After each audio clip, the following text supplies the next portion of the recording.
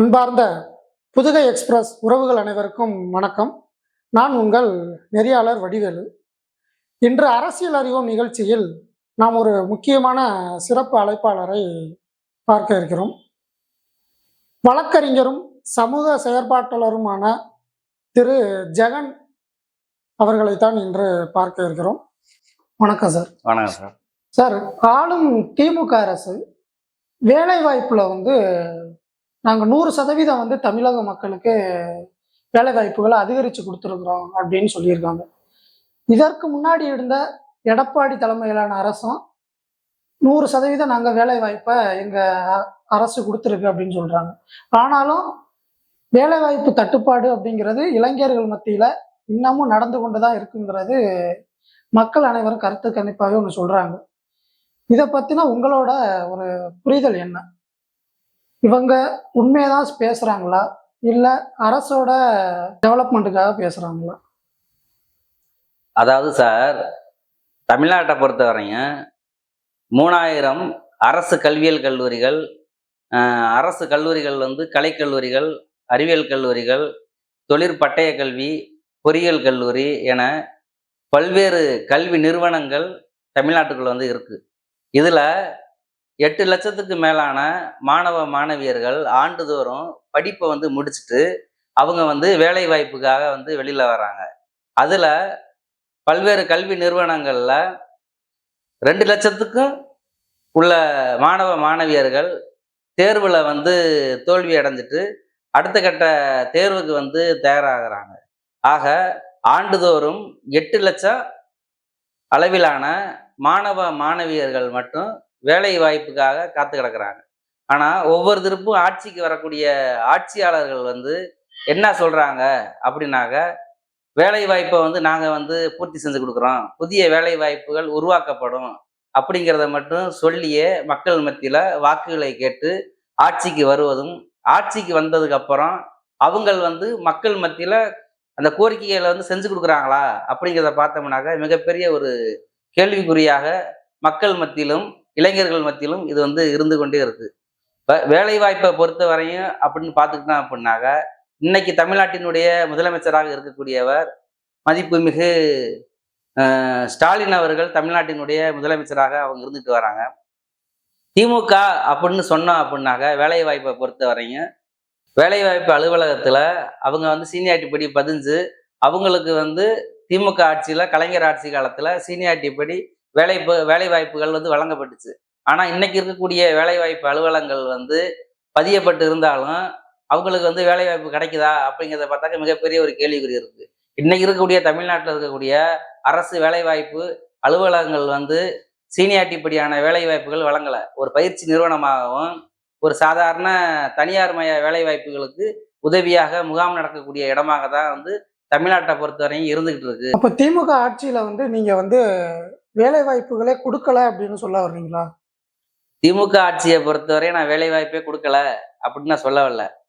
அதாவது தேர்தல் வாக்குறுதி அப்படின்னு மக்கள் மத்தியில கொண்டு கொடுத்துட்டு அதை வச்சு தான் மதிப்பிற்குரிய முதலமைச்சர் ஸ்டாலின் அவர்கள் ஆட்சியை பிடிச்சிருக்கிறாங்க. அதுல அவங்க சொல்லியிருக்க கோரிக்கை, வேலை வாய்ப்பு கோரிக்கைகளை செஞ்சு முடிச்சிருக்காங்களா, செஞ்சு கொடுத்துருக்காங்களா அப்படிங்கிறத தான் நான் மிகப்பெரிய கேள்வியை கேட்குறேன். முன்னாள் முதலமைச்சர் கருணாநிதி அவர்கள் தமிழ்நாட்டில் 3 லட்சத்துக்கு மேலான இளைஞர்களுக்கு வேலை வாய்ப்பை அவருடைய ஆட்சி காலத்துல கொடுத்துருக்காரு.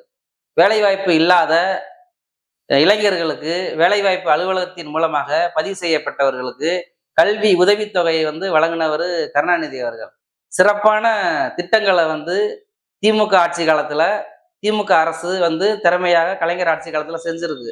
அதே மாதிரி உதாரணமா சொல்ல போனோமாக்கா, சிட்கோ, சிப்காடு போன்ற தொழிற்சாலைகளை அதிகமா நிர்வகித்து அதை நிறைய வேலை வாய்ப்புகளை உருவாக்குனது தான் கலைஞருடைய ஆட்சி காலம். திமுகவிலேயே கலைஞர்களுடைய ஆட்சி காலம் ஒரு பொற்காலம் அப்படிங்கிறது மக்கள் மத்தியில சொல்லப்படுது. அதே திமுக அரசு இன்னைக்கு ஆட்சியில இருந்தாலும் ஸ்டாலினுடைய நிர்வாகத்தை பெருசா சொல்ற அளவுக்கு இல்லை அப்படிங்கிறதா என்னுடைய குற்றச்சாட்டா இருக்குது. ஸ்டாலின் அவர்கள் பல வெளிநாடுகளுக்கு சென்று அங்கு உள்ள வர்த்தக ரீதியா பேசி பல முதலீடுகளை தமிழ்நாட்டுக்கு கொண்டு வந்திருக்காரு. இது இந்தியாவில் உள்ள எந்த முதல்வர்களுமே இந்த அளவுக்கு முயற்சி பண்ணல அப்படிங்கிறது ஒரு பேசும் பொருளாக தான் இருக்குது. அப்படி இருக்கும் பொழுது இவ்வளவு முதலீடுகளை கொண்டாந்து வேலை வாய்ப்புகளை உருவாக்கி கொடுத்துட்டு இருக்கிறார். ஏன்னா நீங்க சொன்ன மாதிரி கலைஞர் அளவுக்கு இல்லை அப்படின்னாலும் கலைஞரோட கொள்கைகளை பார்த்து அவரை பார்த்து அரசியல் கத்துக்கிட்டு வந்தவர் தானே ஸ்டாலின் அவர்கள். அப்படி இருக்கும்போது இந்த வேலை வாய்ப்புகளை அவரை அதிகப்படுத்திக்கிட்டு இருக்கிறாருன்னு தான் நான் கூற வர்றேன். முன்னாள் முதலமைச்சர் மறைந்த கலைஞர் அவர்களா இருக்கட்டும், அம்மையார் ஜெயலலிதா அவர்களா இருக்கட்டும், ஓ பன்னீர்செல்வமா இருக்கட்டும், எடப்பாடியாரா இருக்கட்டும், யாராக இருந்தாலும் அவர்களுடைய ஆட்சி காலத்தில் வெளிநாடுகளுக்கு சென்று வெளிமாநிலத்தில் பொருளாதார ரீதியாக தமிழ்நாட்டின் வளர்ச்சியை கருத்தில் கொண்டு முதலீடுகளை ஈட்டுவதும், முதலீட்டாளர்கள் மாநாடுகளை மறைந்த முதலமைச்சர் ஜெயலலிதா அவர்கள் தமிழ்நாட்டில் நடத்தினார்கள். ஆனால் பல்வேறு தொழிற்சாலைகளை முதலீடுகளை தமிழ்நாட்டில் வைத்தாலும் இப்ப நடக்கக்கூடிய ஆட்சியாளர் உயர் திரு முதலமைச்சர் ஸ்டாலின் அவர்கள் தமிழ்நாட்டில் எந்த அளவுக்கு தொழிற்சாலைகளை தொழில் வளர்ச்சியை மேம்படுத்தி இருக்கிறாரு அப்படிங்கிறது தான் மிகப்பெரிய ஒரு கேள்விக்குறியாக இருக்குது. இப்ப மறைந்த ஜெயலலிதா அவர்கள் பார்த்தோம் அப்படின்னாக்க காவல்துறையில் ஒரு சீர்திருத்தத்தை கொண்டு வந்தாங்க.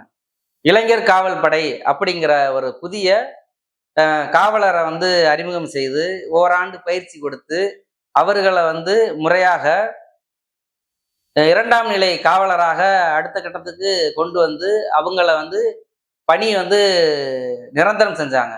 அது அவருடைய ஆட்சி காலத்துல ஒரு குறிப்பிட்ட வேலை வாய்ப்புகளை பெயர் சொல்லுகின்ற அளவிற்கு அந்தந்த வேலைகள்ங்கிறது நீடிச்சு நிற்கின்றது.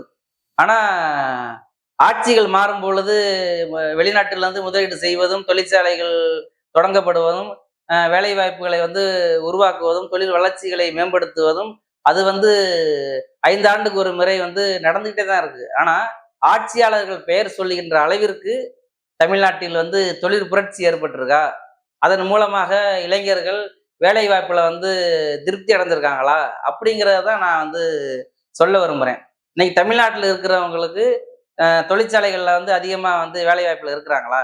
தமிழன் ஓனராக இருந்தாலுமே கூட வடநாட்டவர்கள் தான் அந்த தொழிற்சாலைகள்ல அதிகப்படியா வேலை செய்யறாங்க அப்படிங்கிற குற்றச்சாட்டை நான் சொல்ல விரும்புறேன். அதுக்கு முதலமைச்சர் ஸ்டாலினுடைய ஆட்சியும் பெருசா வேலை வாய்ப்புல ஒரு சிறப்பானது இல்லை அப்படிங்கிறது என்னுடைய ஒரு குற்றச்சாட்டா இருக்கு. அதே திமுக அரசு தானே தேர்தல் வாக்குறுதிகள்ல கொடுத்த கலைஞர் உரிமை தொகையா இருக்கட்டும், மகளிருக்கான விடியல் பஸ்ஸா இருக்கட்டும், விவசாயிகளுக்கான மின்சார வசதிகளாக இருக்கட்டும், இப்படி பல திட்டங்களை அவங்க வாக்குறுதியில நிறைவேற்றிக்கிட்டு தானே வந்துட்டு இருக்கிறாங்க.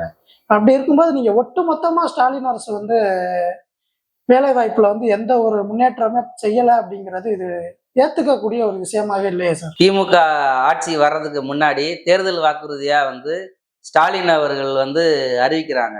அதுல 179ல வீட்டில் ஒருவருக்கு அரசு வேலை, அதாவது முதல் பட்டதாரிக்கு அரசு வேலையில் முக்கியத்துவம் நாங்க கொடுக்குறோம் அப்படிங்கிறத திமுக கழகம் அறிவிச்சிருக்கு. அதே தேர்தல் வாக்குறுதியில 181ல இன்னைக்கு பள்ளிக்கல்வித்துறையில ஓவிய ஆசிரியர்கள், இசை ஆசிரியர்கள், உடற்கல்வி ஆசிரியர்கள் இவங்கெல்லாம் பகுதி நேரமாகவும் முழு நேர ஊழியராகவும் பணி செஞ்சுக்கிட்டு இருக்காங்க.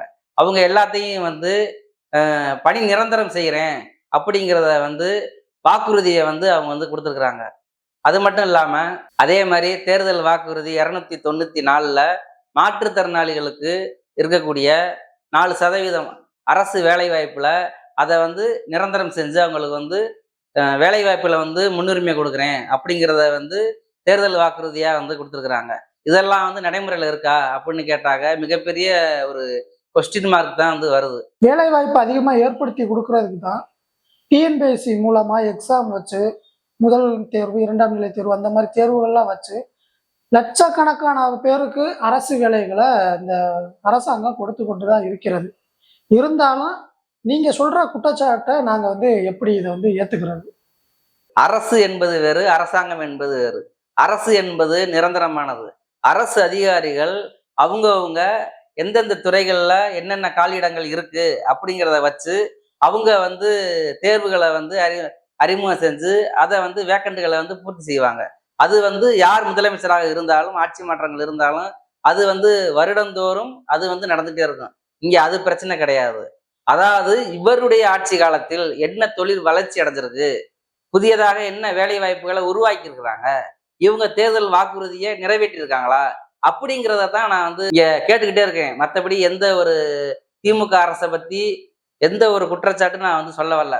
அவங்களுடைய ஆட்சி நிர்வாகம் என்பது மக்களுக்காக சில மாற்றங்களை, நலத்திட்டங்களை, சொன்ன வாக்குறுதிகளை படிப்படியாக செஞ்சுக்கிட்டு தான் வந்துகிட்டு இருக்கிறாங்க. ஆனா நான் சொல்லக்கூடிய ஒரு விஷயம், வேலை வாய்ப்பை பொறுத்த வரையும் அவங்க பெரிய அளவில் தாக்கத்தை ஏற்படுத்தல, வேலையில்லாத திண்டாட்டம் இருக்குது அப்படிங்கிறத குற்றச்சாட்டு நான் வச்சுக்கிட்டு இருக்கிறேன். இப்ப இருக்கக்கூடிய முதலமைச்சர் ஐயா ஸ்டாலின் அவர்கள் தேர்தல் வாக்குறுதியா வந்து 2021 வந்து வெளியிட்டாங்க. அதுல வந்து பார்த்தோம் அப்படின்னாக்கா வேலை வாய்ப்புகள் வந்து அதிகமா வந்து உருவாக்குறேன் அப்படிங்கிற மாதிரி, தொழில் வளர்ச்சிகளை வந்து ஏற்படுத்துறேன், 10 லட்சம் இளைஞர்களுக்கு, மாணவியர்களுக்கு அரசு வேலைகளை வந்து நாங்க வந்து பூர்த்தி செய்வோம் அப்படிங்கிற வாக்குறுதியை வந்து முதலமைச்சர் ஸ்டாலின் அவர்கள் வந்து நம்பிக்கையை வந்து தமிழக மக்களுக்கு வந்து கொடுத்தாங்க. ஆனா இன்றளவும் 10 லட்சம் அளவிற்கு அந்த 10 லட்சம் இளைஞர்களுக்கான வேலை வாய்ப்பு கொடுத்துருக்காங்களா அப்படிங்கிறத மக்கள்கிட்ட, இளைஞர்கள்ட்ட தான் அது வந்து மிகப்பெரிய ஒரு கேள்விக்குறியா இருக்கு. அடுத்து நடக்கக்கூடிய சட்டமன்ற தேர்தல் 2026ல 50 லட்ச இளைஞர்களுக்கு வேலை வாய்ப்பை உருவாக்குவோம், வழங்குவோம் என்று இப்ப இருக்கக்கூடிய முதலமைச்சர் ஸ்டாலின் அவர்கள் கடந்த தேர்தல் வாக்குறுதியிலேயே வந்து அதையும் மென்ஷன் பண்ணியே அதுல வந்து கொடுத்துருக்குறாங்க. நான் வந்து என்ன சொல்றேன் அப்படின்னாக்க, படித்த இளைஞர்களுக்கு, படிக்காத இளைஞர்களுக்கு அப்படின்னு கேட்டகிரியாக பிரித்து அரசு சம்பந்தமான வேலை வாய்ப்புகளை ஒப்பந்த அடிப்படையில் வழங்காமல் அவர்களுக்கு நிரந்தர பணிகளை வந்து அரசு வந்து ஆவணம் செய்ய வேண்டும். அது மட்டும் இல்லாம இப்ப இருக்கக்கூடிய அவசர காலத்துல, இப்ப கொரோனா காலமா இருக்கட்டும், மற்ற எமர்ஜென்சி பீரியடாக இருக்கட்டும், தேவைக்காக எடுக்கக்கூடிய பணியாளர்களை அரசு வந்து நிரந்தரமாக பணியமர்த்தணும் அப்படின்னாக்க வேலை வாய்ப்புகள் இருக்கக்கூடிய தட்டுப்பாடுகளை வந்து மாற்றி அமைக்க முடியும் அப்படிங்கிறத நான் வந்து இதன் வாயிலாக தெரிவிச்சுக்கிறேன். Okay sir. ஒரு வேலை வாய்ப்பை பத்தி ஒரு தெளிவான விளக்கங்கள் நீங்க கொடுத்துருக்கீங்க. இதை ஆளும் அரசு வந்து இதை ஒரு பொருட்டா எடுத்து அடுத்த தேர்தலில் இதை செயல்படுத்தணும் அப்படின்னு தங்கள் மூலியமா நான் மக்களுக்கு தெரிவிச்சுக்கிறேன். மீண்டும் அடுத்த நிகழ்வில் இன்னொரு விவாதமான நிகழ்வில் சந்திப்போம். வணக்கம்.